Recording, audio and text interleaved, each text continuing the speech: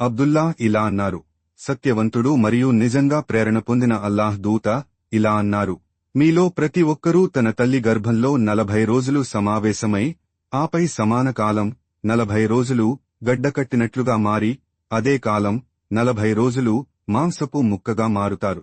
అప్పుడు అల్లాహ్ ఒక దేవదూతను పంపి 4 విషయాలను వ్రాయమని ఆదేశిస్తాడు, అంటే అతని ఆహారం, అతని వయస్సు మరియు అతను పరలోకంలో దుఃఖితుడా లేదా ధన్యుడా అనేది. అప్పుడు అతనిలో ఆత్మ ఊదబడుతుంది మరియు అల్లాహ్ ద్వారా మీలో ఒక వ్యక్తి లేదా ఒక మనిషి అగ్ని ప్రజల కర్మలను అతనికి మరియు అగ్నికి మధ్య ఒక మూర లేదా ఒక చేయి వెడల్పు దూరం ఉండే వరకు చేయవచ్చు. కాని ఆ రచన అల్లాహ్ దేవదూత వ్రాయమని ఆదేశించినది ముందుగా ఉంటుంది మరియు అతను స్వర్గ ప్రజల కర్మలను చేసి దానిలోకి ప్రవేశిస్తాడు.